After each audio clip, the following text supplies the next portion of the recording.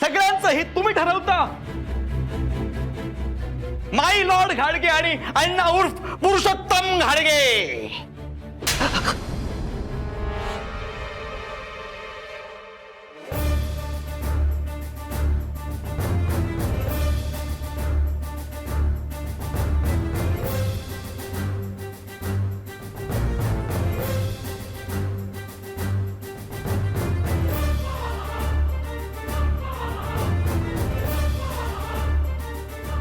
सगळ्यांनी आपापल्या खोलीत जा.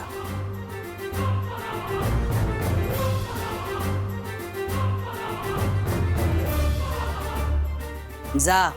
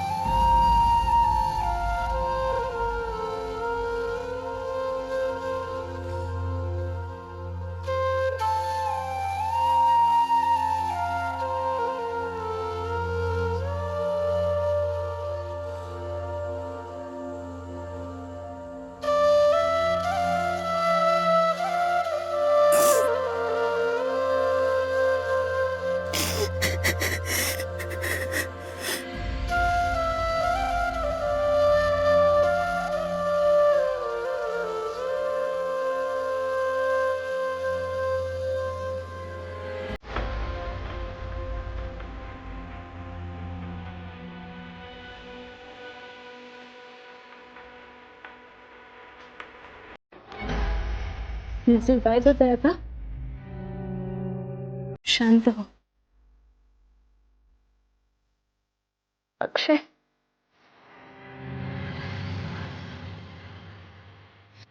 मला बसायचंय. बसायचंय.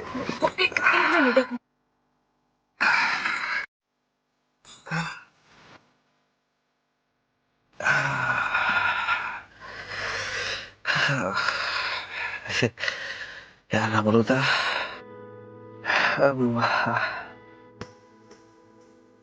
आज माईने पहिल्यांदा माझ्यावर हात उचलला यार.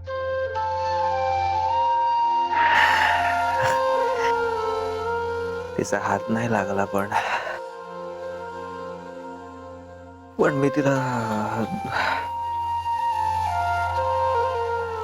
दुखवलं ना, त्याचं जास्त वाईट वाटतंय मला.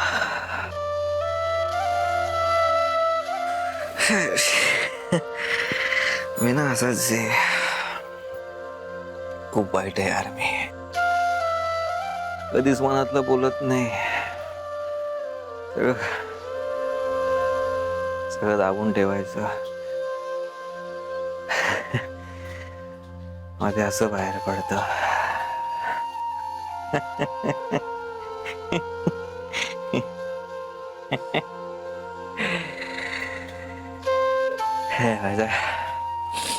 माझ्या केवशी पण असंच वागलो. माझ्या केवला दुखवलं. तिच्याशी लग्न नाही करू शकलो. तुला दिलेलं प्रॉमिस नाही पाळू शकलो. माईला दुखावलं, अण्णांना दुखावलं, आई बाबांना.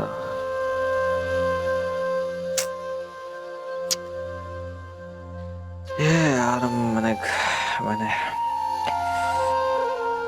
वाईट आहे यार, मी खूप वाईट. तुझे नुकसान केलं, सॉरी. बरोबर शिक्षा मिळाली. तुझं खूप प्रेम आहे रे सगळ्यांवर. चला, तू तरी ओळखलंस मला. थँक्यू यार.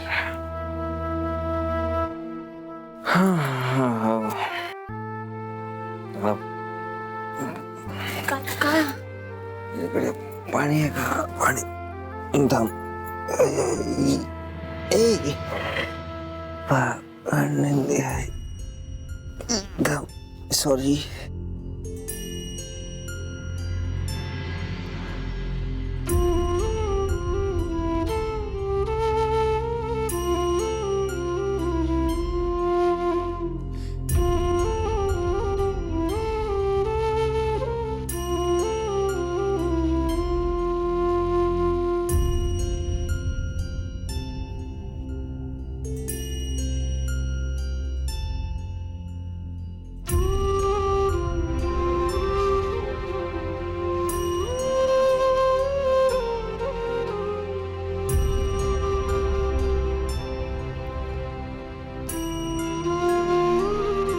यार मला सॉरी म्हणायचंय.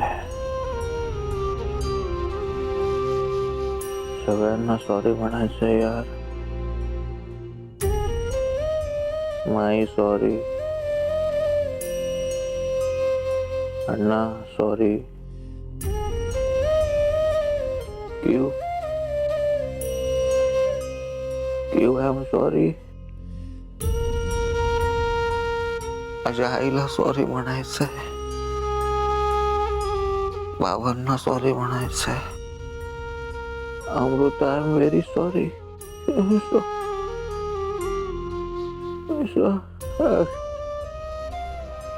Akshay is the poor boy. Akshay is the poor boy. Akshay is a loser. But Akshay can say sorry. Akshay can say काहीच करू शकला नाही तो. काहीच नाही करू शकला. निदान सॉरी तरी म्हणू शकेल. येस, अक्षय सगळ्यांना सॉरी म्हणणार.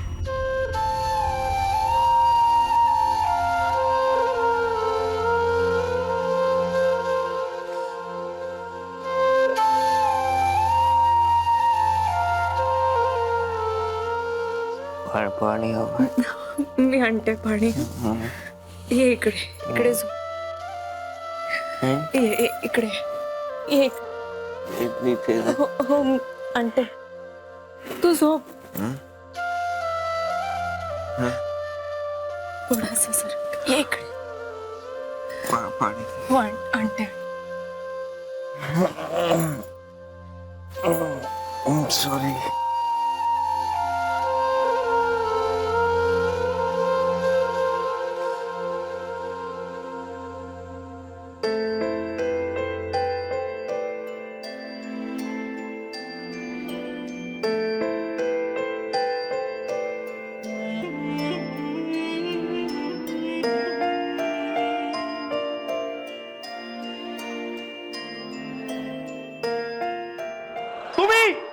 सगळ्यांचं हित तुम्ही ठरवता.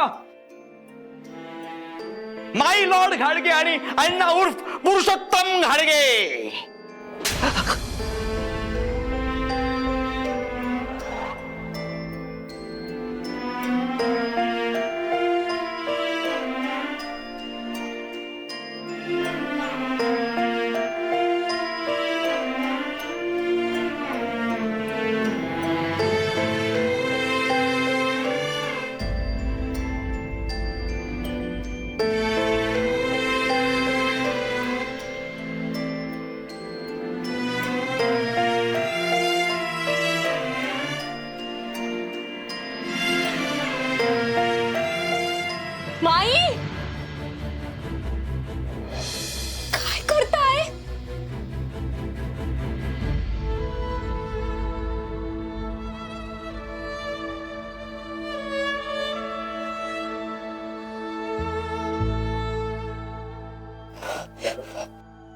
थांबा. Vasudha you are great. हा खरंच ग्रेट. अगं तू इतकी महान असशील असं खरंच वाटलं नव्हतं मला. तुम्हाला काय वाटलं होतं मी नुसतीच बडबड करते? खरं सांगू का तसंच वाटलं होतं. पण खरंच तू जो काय जबरदस्त धमाका घडून आणलायस ना. सोपं नव्हतं दिनकरराव. अहो काय खायची गोष्ट आहे. असं प्लॅनिंग केलं ना मी अचूक. सगळं त्यानुसार केलं. त्यामुळे माझे सगळे बाण असे बरोबर वर्मावर लागले. वसुधा वसुधा अक्षय दारू प्यायला. अक्षय घाडगे दारू प्यायला.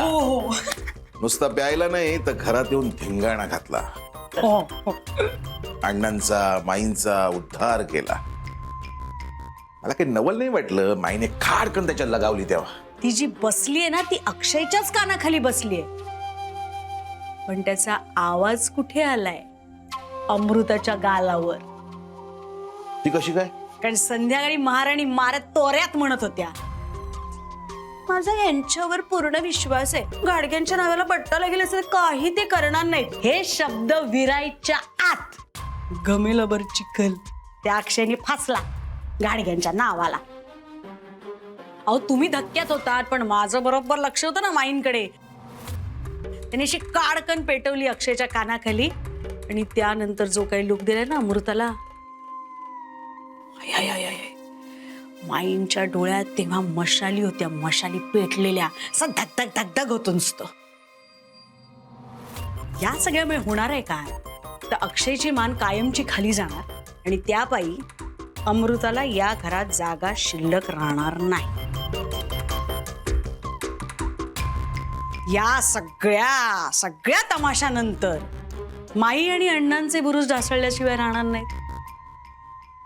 म्हणजे मग गडाचे राजे कोण?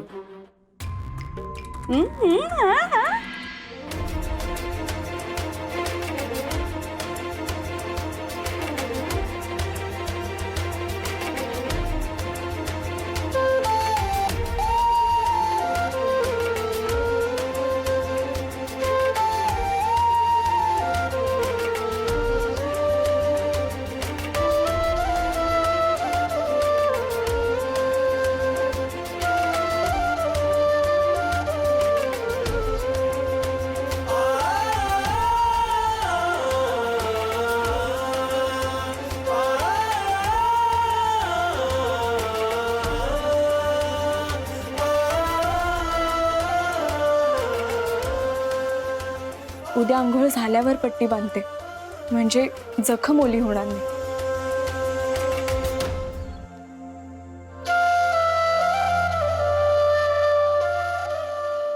काही जखमा जन्मभर ओल्याच राहतात.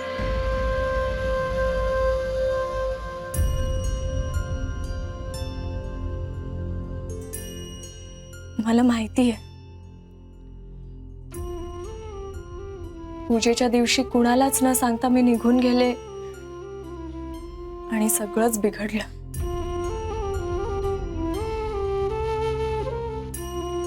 पण माई बिघडलेलं सुधारण्यासाठीच मी परत आली आहे ना. मला सिद्ध करून दाखवायचं आहे. आई मी लहान घरातून आले असेन पण मी लहान विचारांची नाहीये. मला सिद्ध करून दाखवायचं आहे. एक प्रामाणिकपणे सांगू मला जेव्हा हे लग्न करायचं नव्हतं ना तेव्हा सुद्धा मी तुमच्या वागण्याने बोलण्याने व्यक्तिमत्वाने खूप इम्प्रेस झाले होते. म्हणजे ज्या प्रकारे तुम्ही वेगवेगळ्या विचारांच्या एकाच घरातल्या माणसांना तुमच्या शिस्तीच्या आणि संस्कारांच्या धाग्याने बांधून ठेवलंय ना मला शिकायचंय तुमच्याकडून. आपल्याला झेपेल तेवढंच करावं माणसाने. अति आत्मविश्वासही कधी कधी नडतो आपल्याला. आणि माझे तुझ्या बाबतीत तेच झालंय. तुमचं लग्न लावून देताना वाजवीपेक्षा जास्त विश्वास ठेवला मी तुझ्यावर. आणि मग काय झालं ते दिसलंच ना.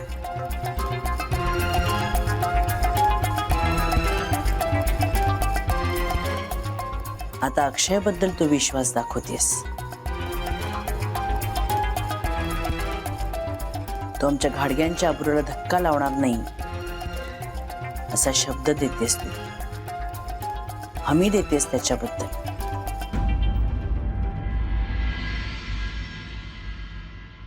लहानपणापासून आम्ही आमच्या अक्षयला बघितलंय, वाढवलंय.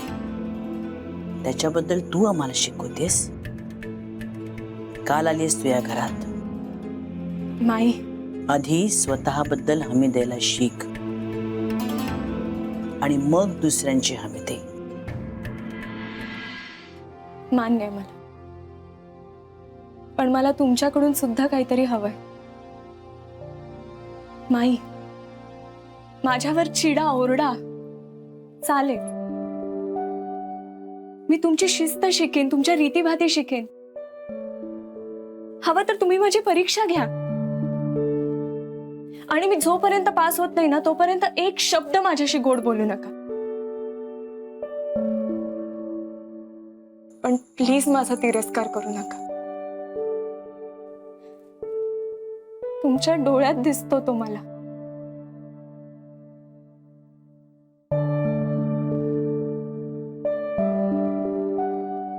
जा झोप आता. खूप उशीर झालाय.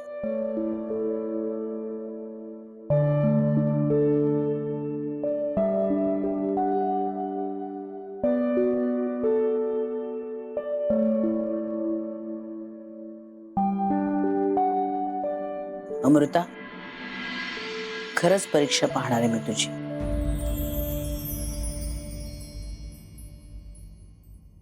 शब्द दिलायस तो पाळायला पाहिजेस. बघूया. तुझ्यामुळे या घरात पोलीस आले, आमच्या अब्रूला बट्टा लागला आणि हे सगळं खरंच तुला पुसून काढायचं असेल तर माझ्या शिस्तीच्या मुशीत तुला तयार व्हावं लागेल. आहे तुझी तयारी? हो. मला आनंद झालाय की परीक्षा देण्याची आणि तो बट्टा पुसून टाकण्याची संधी मिळते मला.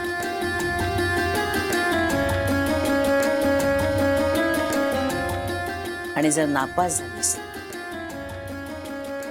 तर शिक्षा भोगायची तयारी ठेव. जा, जाऊन झोप आता. किती वाजले? साधारण 1 वाजले असते.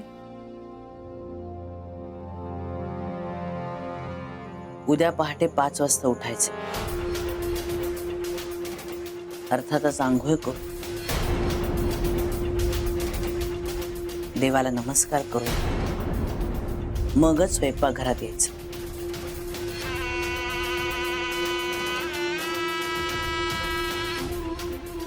चला झोपा.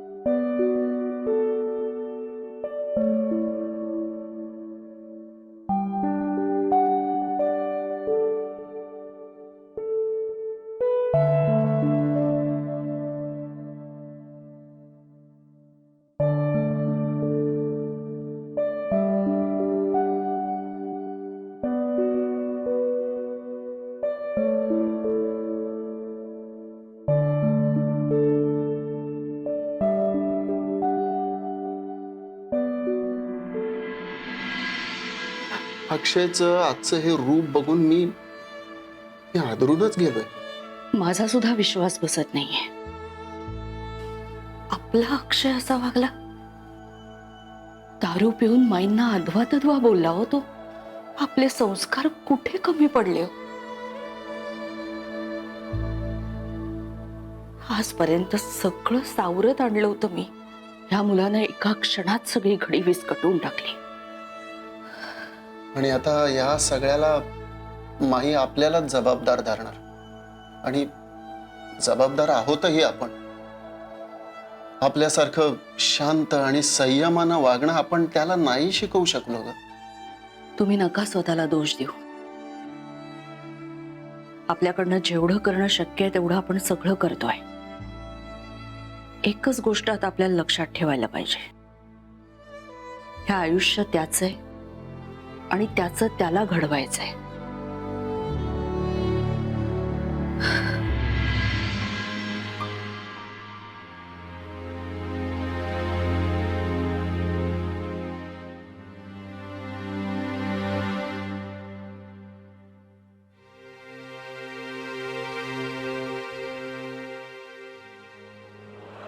केव भेटली?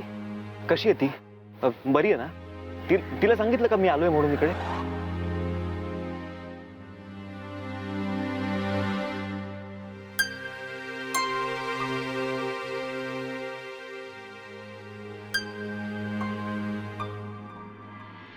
प्रेमात माणसं वेडी होतात हे ऐकलं होतं, वाचलं होतं, पण इथे प्रत्यक्ष डोळ्यासमोर पाहते मी. अक्षयला कियाराशिवाय खरंच काहीच दिसत नाहीये. इतकं झपाटून टाकतं माणसाला प्रेम. घरातल्या सगळ्यांनी त्याच्यावर जबरदस्ती केली, तो त्याने कधीच विरोध केला नाही. कारण त्याचा स्वभाव माऊ आहे.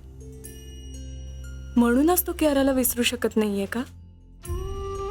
मी हा पत्ता आणि फोन नंबर त्याला दिला तर त्याची आणि कियाराची भेट होईल.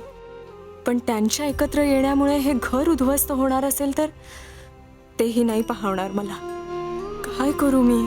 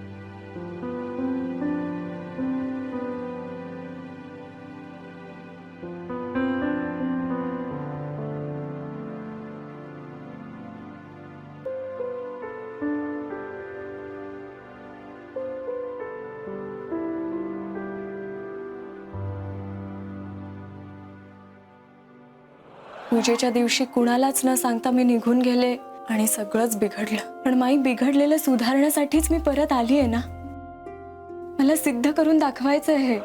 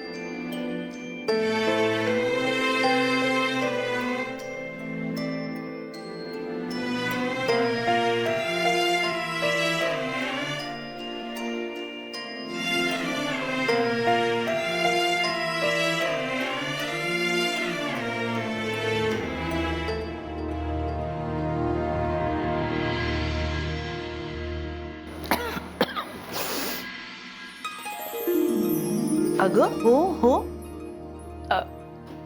सॉरी, एकदम वाटला नमस्कार करावा. चालतं ना?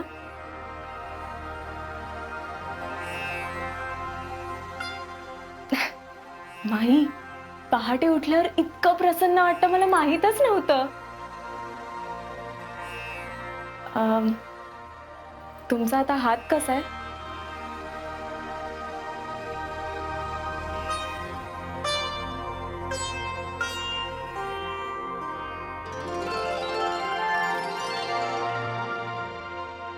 होईल बरा. आता काय करायचं सांगा. लवकर उठले ना मी. फक्त लवकर उठलीस म्हणून काम झालं नाहीये. अजून भरपूर कामं करायची आहेत. तयारी आहे ना?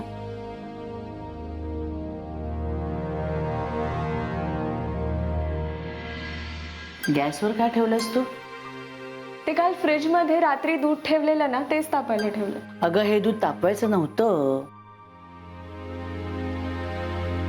ही साय आपण वेगळी काढून ठेवतो, म्हणजे लोण्यासाठी नव्हे बरं का. अशीच आपल्याला लागते तेव्हा वापरायला.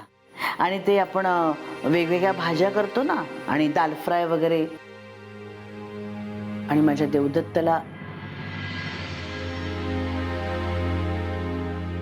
तुझ्या सासऱ्याला साय साखर खायला खूप आवडते, म्हणून ठेवते मी. आणि आपल्याकडे सगळ्यांना साईचं ताक, साईचं दही लागतं दुपारच्या जेवणात. लक्षात ठेव बरं का. पण मग आता याचं काय करायचं? आता काही नाही, तापू दे आता चांगलं. ते चांगलं तापलं ना की ठेव बाजूला.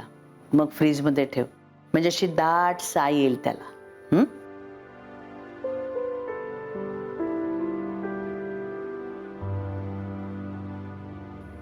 एवढंच काम नाही आपल्या घरात. जाऊन ती भांडी घासून ये. पण आज शांता मावशी येणार आहेत ना? येतात ना, पण त्या दुपारी येतात. रात्रीची सगळी भांडी आपण तशीच ठेवायची का? आणि वसुधा न चुकता तिच्याकडे चमचे, फुलपात्री घासायला टाकते. तिला माहिती आहे मला ही गोष्ट अजिबात आवडत नाही, पण तरी ती सुद्धा न चुकता न विसरता टाकत असते. तेव्हा ती भांडी रात्रीच घासून ठेवायची. पण आता ठेवली असतील तिने, ती घासून आता आणि पुसून ठेवून दे जागच्या जागी. माई, देवपूजेसाठी फुलं पण काढायची असतात ना? ते काम माझं नाही तर मृदुलाच आहे. आम्ही काढून आणू. पण तुला काढायचीत का आज फुलं? म्हणजे ठीक आहे, जा तू काढाच फुलं. परडी आहे तिकडे, ती घेऊन जा. आणि हो, माझ्या झाडांना अजिबात दुखवायचं नाही. हळूवार काढायचं, त्यांना लागता कामा नये.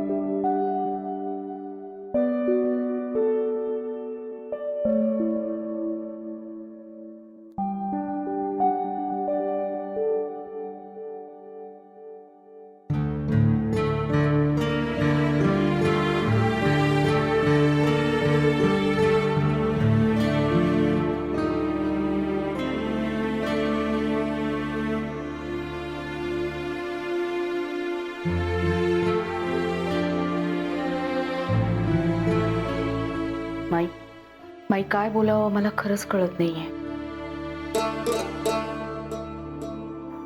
पण माफी मागण्याव्यतिरिक्त मी काहीच करू शकत नाहीये. काल रात्री जे काही घडलं ते काय करणार ग आपण त्याला.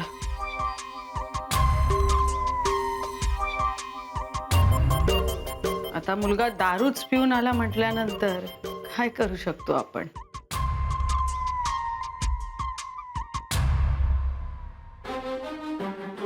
आता माफी वगैरे मागून ते सगळं पुसलं तर नाही ना जाणार जे काल घडलं. सराव म्हटलंय काळजावर खूप खोल असा. माफी मागून आपलं सोड ग, माईंचं काय.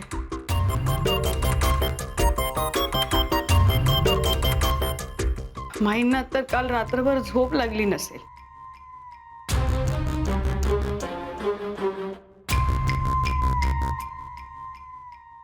माझी घडण वेगळी आहे.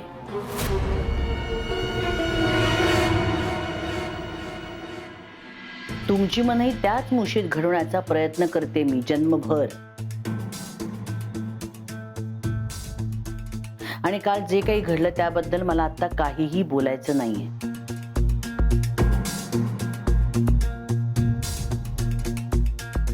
आणि तुम्ही सुद्धा त्याबद्दल काही मनात ठेवू नका. कालची रात्र भीषण होती. आजपर्यंत घाडग्यांच्या घरात कधीही असं घडलं नव्हतं जे काल घडलं.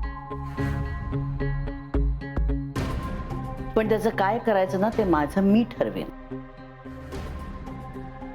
त्याचं ओझं तुमच्या मनावर घेऊन तुम्ही तुमच्या दिवसाची सुरुवात करू नका. चला आपापल्या कामाला सुरुवात करा नेहमीप्रमाणेच.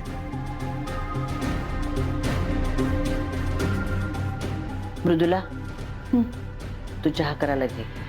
वसुधा आम्ही भांडी घासायला घेते. नको, आज तुला मी दुसरं काम देणार आहे.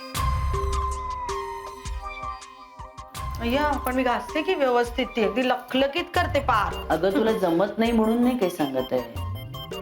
रोज रोज तेच काम काय करायचं असं परवाच म्हणालीस ना तू. म्हणून तुला आज दुसरं काम देणार आहे. पण ही चहाच करते अजून. तेवढंच काम आहे का आपल्याकडे. आजपासून तू पूजेची तयारी करायचीस.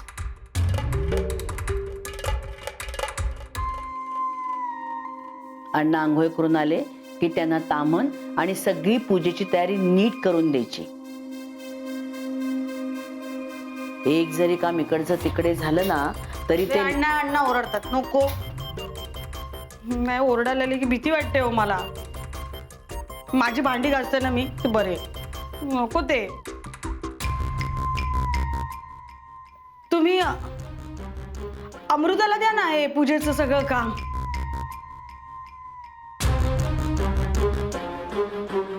अण्णांचा विशेष जीव आहे तिच्यावर. कौतुक वाटतं त्या नातीचं. तिने जरी असं गोळाबेरीच काम केलं ना तरी चालेल, म्हणजे ते ओरडणार नाहीत तिला. अगं बाई पण त्यासाठी लवकर उठावं लागेल नाही का. आज उठलीये का ती. काल रात्री अशा सगळा तो घोळ जो झाला होता त्यामुळे तिला रात्रभर झोपच आली नसेल. जरा बाहेर वाकून बघ. बघ बघ.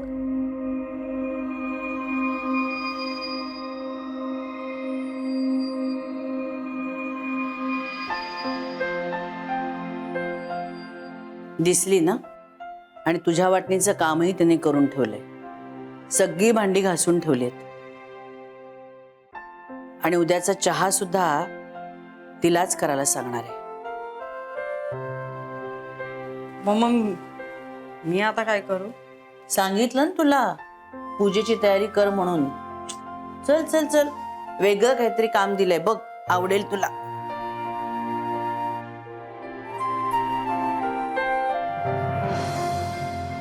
एवढा धमाका झाला काल रात्री, पण माईंनी झाकणच घातलं त्यावर. विषय बंदच करून टाकला. पण हा विषय बंद होऊन कसं चालेल. खूप दिवस पुरणारी गोष्ट आहे ही आग धुमसत ठेवायला हवी.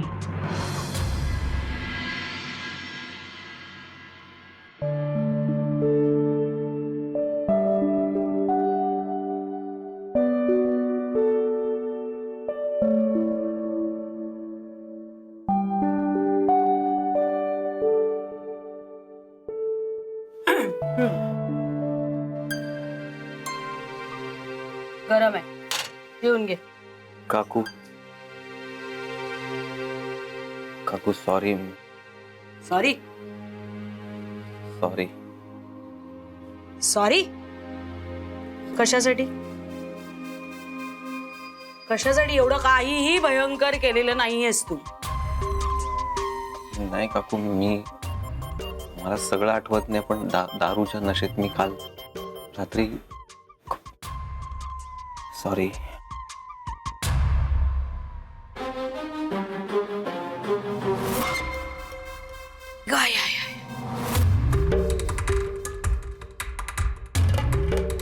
माणसाला मन मारावं लागलं ना की हेच होतं अक्षय. पण मुळात आपल्या घरात माणसं आहेत आणि त्यांना मन आहे हेच कोणाला माहिती नाहीये ना. हुकुमशाही आहे रे नुसती. पण तरी का थेंबभर दारू प्यायलास म्हणजे काहीही गुन्हा केलेला नाहीयेस. गुन्हा या लोकांनी केलाय. तुझं तुझ्या मर्जी विरुद्ध लग्न लावून दिलं. दुसरा कोणी असताना तर एवढा जहाल वागला असता, तोडफोड, शिवीगाळ, काय काय विचारू नकोस असं केलं असतं. तुझं तसं नाही रे. तुझं काळीज ना त्या आईसारखं आहे. मृदुल,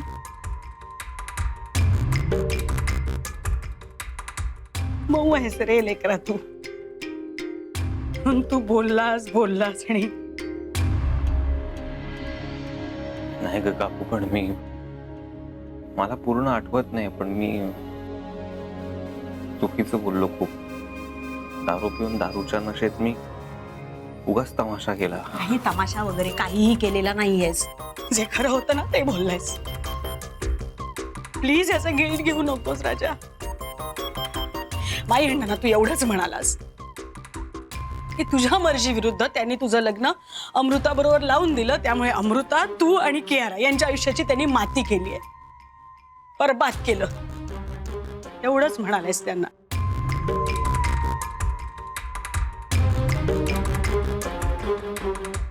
कियाराला शोधलंच का रे?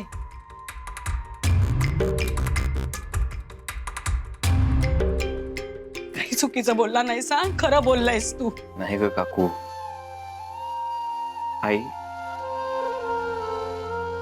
आईला काय वाटलं असेल, सगळ्यांसमोर तमाशा केला मी. आणि माईला पण माई बद्दल काही बोलूच नकोस आता.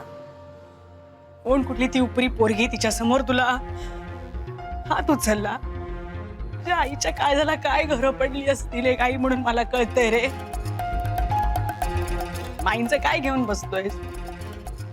आयुष्यभर सगळं मनात असं साठवून ठेवतात आणि एक दिवस कधीतरी अशी संधी बघतात आणि पूर्ण वचपा करतात व्याज सकट. पण जर ते तुझ्या बाबतीत असं वागायला लागल्या ना, वचपा काढायला लागल्या ना, तर तुझ्या आणि त्यांच्यामध्ये ढालीसारखी उभी राहील मी. पण मृदुलेला त्रास नाही होऊ देणार यापुढे. शब्द आहे माझा. नको काळजी कर. हे बघ, ह्या सगळ्या बोलण्यामध्ये कॉफी तशीच राहिली.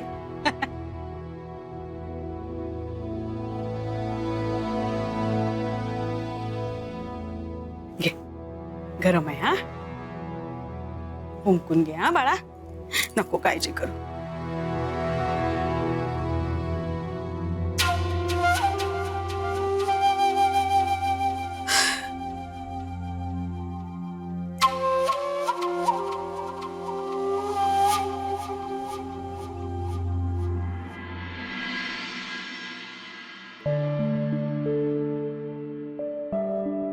अक्षय,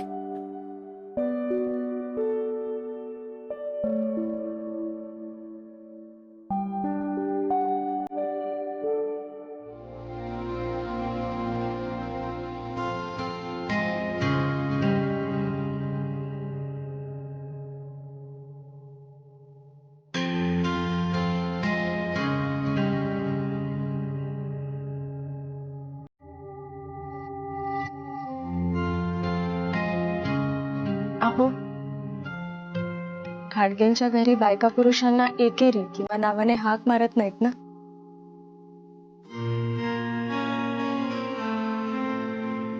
त्याच गाडग्यांच्या घरात काल मी दारू पिऊन इतका तमाशा केला. का वागलो मी असा? आता आता कुठल्या तोंडाने जाऊ सगळ्यांसमोर? नाही अक्षय, तू दारू प्यायलीस हे चुकलं. तू नशेत त्यांच्याबद्दल बोललास हेही चुकलं. आणि तुझ्या पद्धतीने त्यांच्याशी बोललास ते तर अगदीच चुकलं. पण अक्षय, तू जे काही बोललास ना ते चुकीचं नव्हतं. हा पण मार्ग चुकीचा होता. माईंनी आणि अण्णांनी त्यांचे सगळेच निर्णय घरातल्या सगळ्यांवर लादलेत आणि सगळ्यांचं स्वातंत्र्य हिरावून घेतलंय असं म्हणालास तू. म्हणजे मी जजमेंटल नाही होत आहे, पण ही तर फॅक्टच आहे ना अक्षय. त्यांच्या दडपणाखालीच तुला क्याराशी नाही माझ्याशी लग्न करावं लागलं. घरातल्यांच्या हितासाठी असेल कदाचित, पण सगळा कारभार एकतर्फीच असतो. इथे एकमेकांशी कोणी मोकळेपणाने बोलतच नाही. आपलं दुःख आपल्या पाशीच ठेवावं अक्षय, कारण त्याचा तमाशा झाला ना, यातना तर वाढतातच, पण त्या दुःखाची किंमतही खूप कमी होते.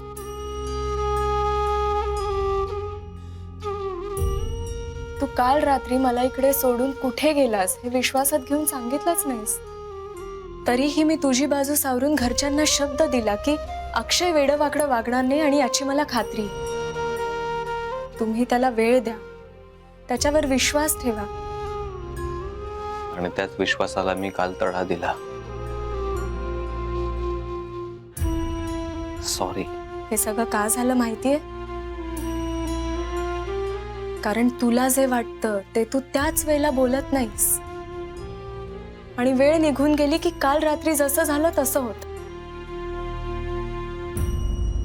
अक्षय, अशा तात्पुरत्या पळवाटांनी प्रॉब्लेम्स सुटत नाहीत. अरे उलट प्रॉब्लेम्स वाढतात.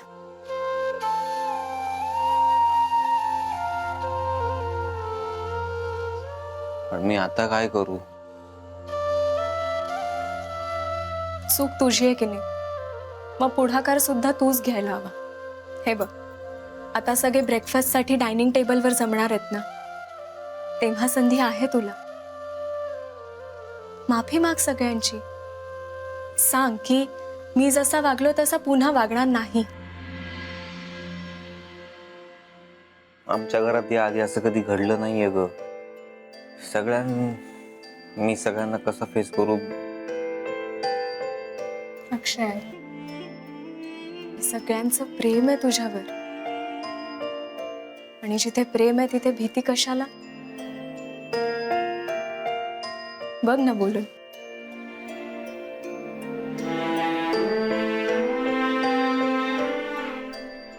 ओके.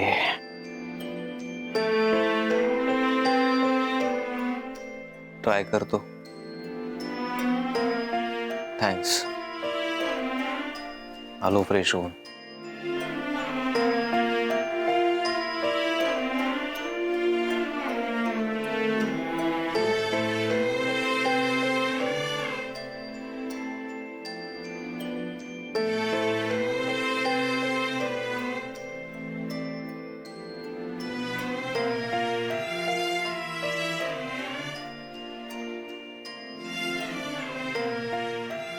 तुला मार्ग दाखवला मी अक्षय, पण या कागदाच्या बाबतीत काय करायचं हा मात्र मला मार्ग अजून सापडला नाहीये.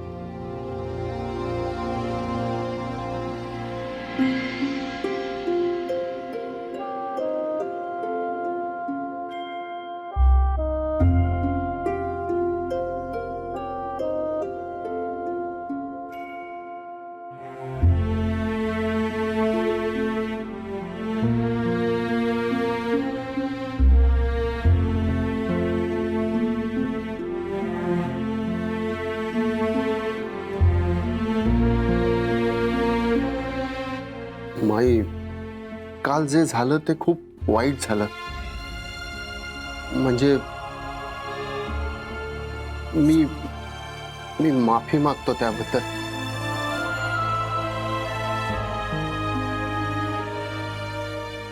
आमच्या अक्षयमुळे त्यासाठी तू कशाला माफी मागतोयस?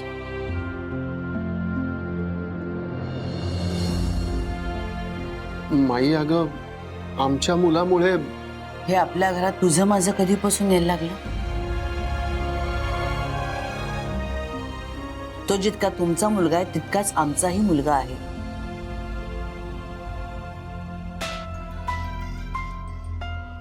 काल जे काही घडलं त्याचा त्रास तुम्हाला जितका झालाय ना तितकाच आम्हालाही सगळ्यांना झालाय. आणि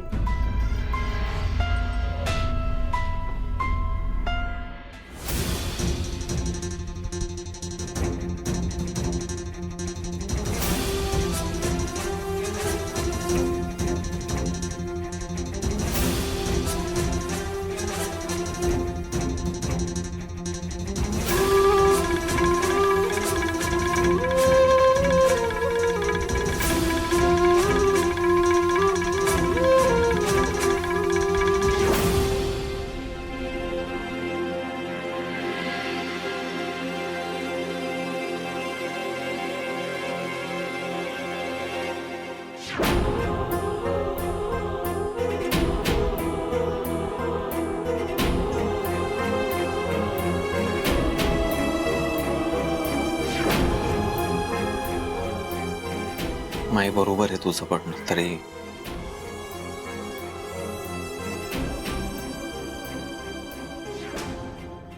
मला थोडं बोलायचंय मनातलं.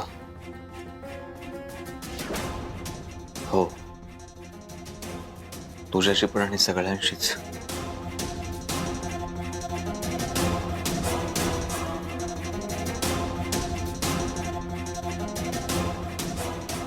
मी जे काल वागलो ते खूपच लज्जास्पद होतं, पण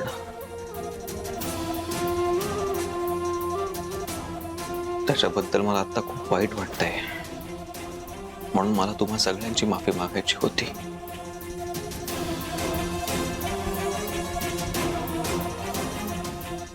मनात राग ठेवू नका. हे बोलण्याची गरज आहे, कारण काल जे घडले त्यामुळे खूप तर्कवितर्क आणि नको त्या गोष्टी मनात राहू शकतात. पण मला माझ्या कुटुंबात त्यामुळे कुठली समस्या नको आहे. म्हणून माफी मागतो सगळ्यांची.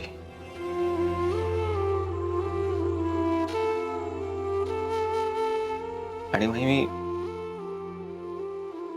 शब्द देतो की इथून पुढे मी असं कधीच वागणार नाही.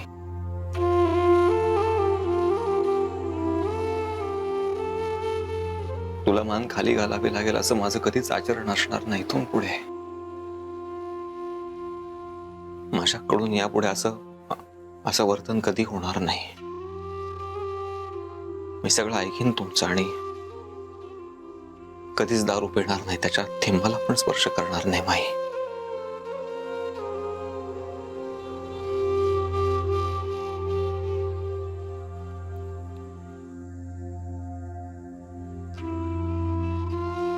आणखीन एक गोष्ट मला रिअलाइज झाली आहे. आजपर्यंत मी खूप गोष्टी मनात दाबून ठेवल्या, वेळेवर कधीच बोललो नाही. मग त्या गोष्टी कालच्या सारख्या चुकीच्या पद्धतीने बाहेर पडतात. तसं इथून पुढे कधी होणार नाही.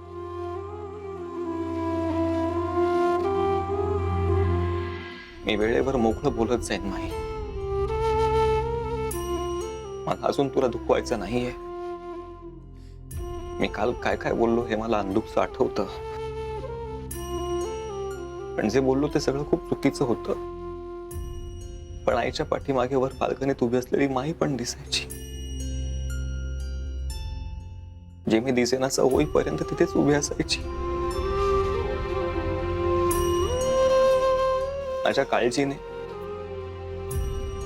शाळेतून घरी आल्यावर खाऊन घे रे हे करारी शब्दात माईच सांगायची.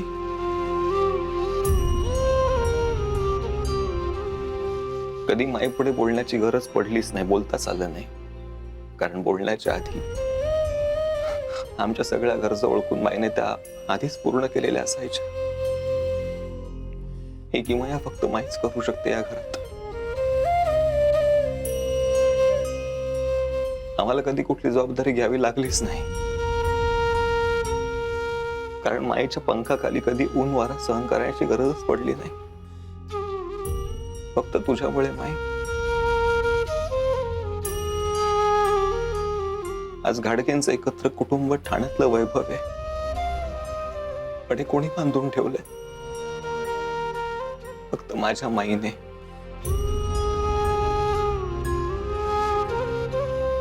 आम्ही कधी लहानाचे मोठे झालो, आमच्या पायावर उभे राहिलो, लग्न सुद्धा झालं. कशातच त्रास सहन करावा लागला नाही, कसली झळ आम्हाला सहन करावी लागली नाही. फक्त आमच्या माईमुळे. त्या माईला दुखून मी कसं सुखी होणार माई? आमच्या सगळ्यांसाठी तू खूप चटके सहन केलेस. काल मी पण तुला खूप मोठा चटका दिला. तुला काय वाटतं, तुझ्या हातावरचा तो चटका माझ्यापासून लपून राहणार आहे?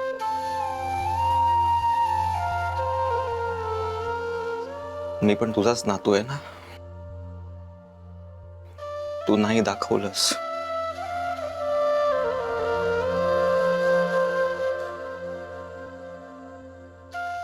तरी ही खूण लपून राहणार नाही माझ्यापासून.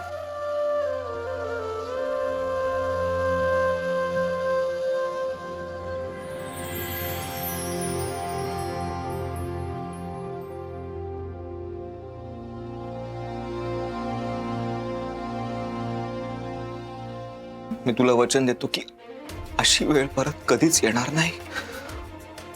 माझ्या माईला हा त्रास माझ्यामुळे परत कधीच सहन करावा लागणार नाही.